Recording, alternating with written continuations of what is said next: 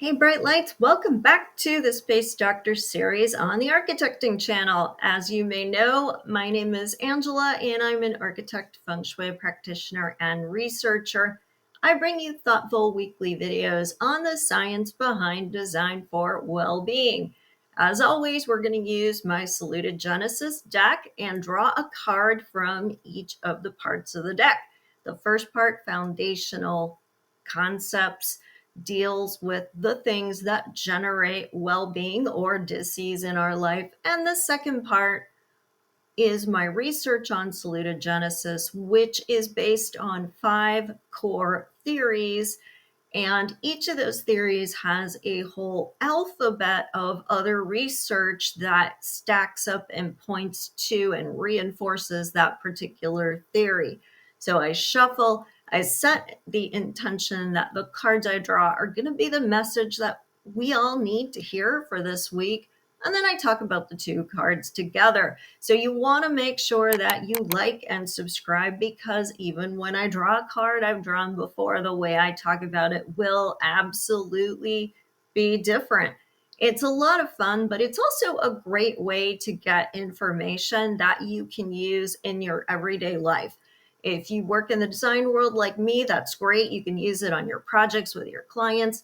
But no matter who you are, if you just care about the power of design to help you or people you care about or your community live a better, more enriched life, this is information that you can use too. So it is not just for people in the business.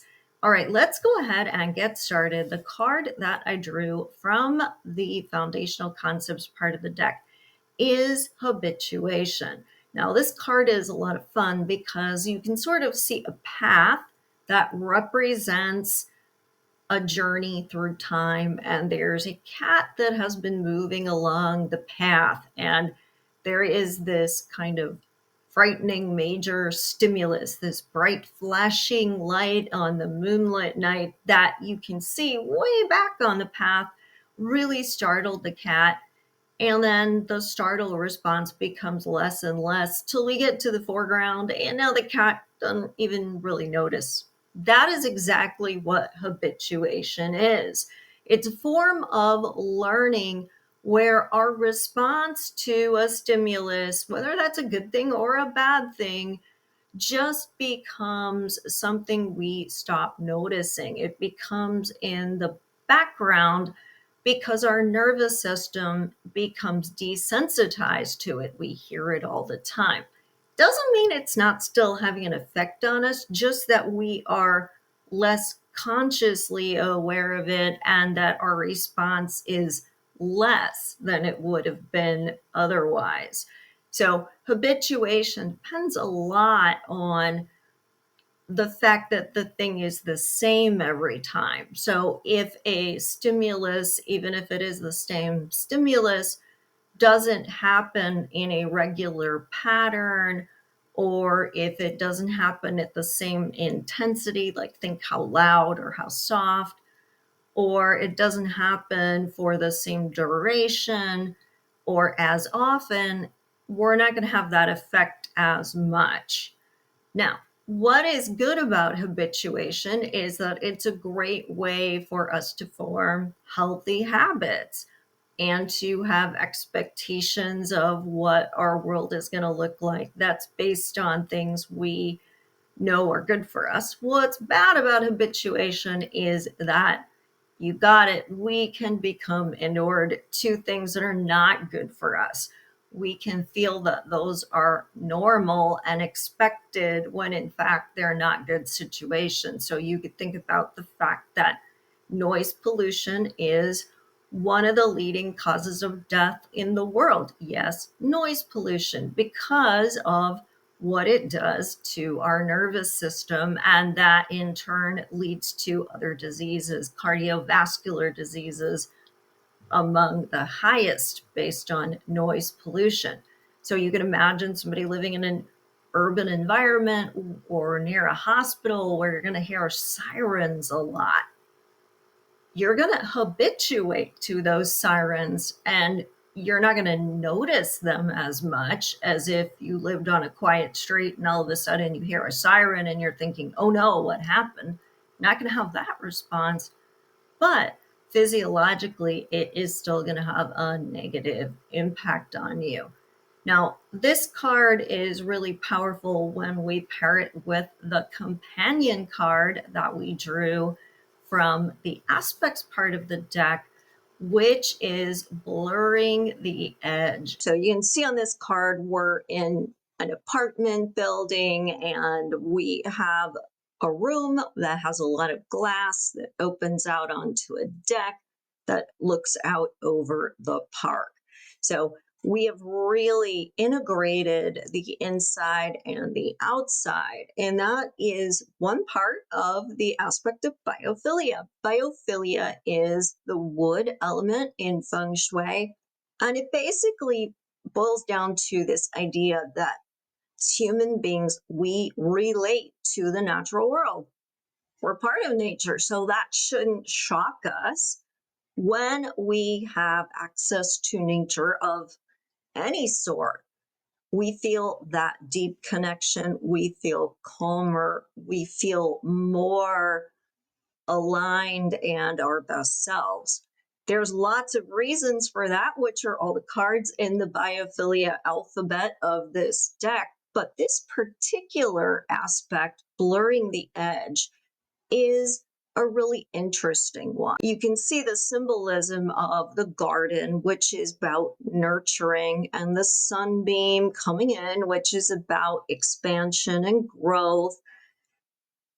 But what we also can start to understand that is an important way to think about this is that semi-indoor, semi-outdoor space helps us to feel like we're actually out in nature. Now, there's lots of reasons why we cannot live our lives 100% outdoors. The weather may be too hot or too cold. It may not be conducive to being outside. Maybe it's too windy, right? But when we are in a space where there is a deeper connection to the outside, when that edge is blurred, we're going to feel more like we're outside. That just stands to reason, which means we're going to get more benefit than we would get if we were just looking out of a window. So this is a way to bring biophilia closer to us. It makes the outside more accessible to us, gets to this concept of the midscape. So we have our private zone, which might be the inside of our home or an office building or retail or school. And then we have the public zones. But that midscape, that transitional zone, is a semi-private, semi-public, and it is a great way to use this concept, otherwise known as thorough serialization, of blurring the edge. So what are some ways we can do that? Well, we could do that by having seamless transitions so that there's not a grade change or a step up or down between these spaces. We can do that by having spaces where we have large expanses of glass, so we're connected. We can use the same material. So maybe the outdoor material is a wood deck or planking, and that comes inside, or a tile or a stone. And the wall materials can extend past the inside to the outside, so that we're really creating this connection. We can also do that by having that midscape area be a beautifully landscaped area. It can have plants, it can have trees, and maybe even a little fountain or other kind of water feature that really brings the sound of nature in, the materials of nature in, and we feel more directly connected to nature. Why is this important?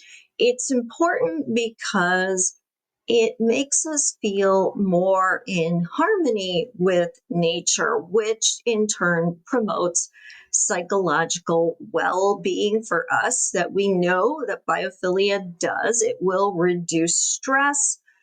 It will lower our cortisol levels. It'll boost our mood. So this is why it is so important. It also expands our perception of space. So this gets a little bit into the feng shui of it all. In feng shui, we don't want to always feel constrained by spaces. We want a flow. So when we have that blurred edge, the space feels bigger. Energy can flow more freely and more harmoniously in and out of our space back into nature, where it can cleanse and recharge and flow back into us. So that's a really important benefit that we get. Feng Shui will certainly tell you that's important, but it's also important for our well-being. So let's tie this back to the whole idea that we had from our foundational concepts card of habituation. What do these two things have to do with one another? When we are allowing ourselves to have repeated stimulus that comes from nature, then the things that we get used to are the things that are naturally going to help us feel more at peace, more attuned, more aligned, calmer, more relaxed, the kind of things that are really going to set us up to have a good day or a good moment in that space. And that is really what salutogenesis is all about. It is giving people the resources to cope, the resiliency that they need to be able to handle whatever life throws at us. So where do you have opportunities to blur that edge? If you are designing a new space, look for places where that's going to make sense, where you're not going to get too much heat gain from the sun coming in, but at the same time, really celebrating that midscape space, really allowing the blurring of that edge between the interior and the exterior by creative use of flooring, wall, or ceiling materials that can continue past.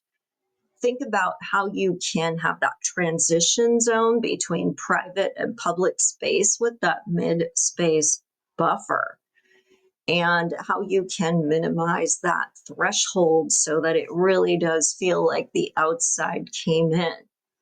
If you are not designing a new space, where do you have options to really celebrate thresholds and doorways and large windows and places that connect you to the outside? Are there enhancements that you could make either on the inside of your house or the outside of your house that will create that better connection? So, for example, a lot of times people will draw the blinds or the curtains because they might be getting too much sunlight in and it heats up your house, or you're getting a lot of glare and maybe you're trying to work or watch TV or something.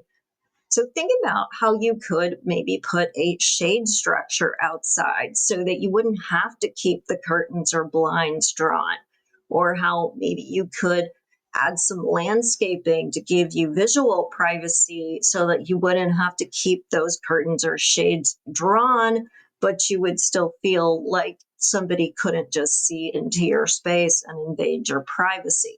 So think about reasons why you're not taking advantage of that midscape space or that way to be more connected to outside, and how you could maybe make some changes that would help with that. You can also do this with colors, with plants. So putting more plants at those areas on the inside as well as plants on the outside help to blur that edge even better.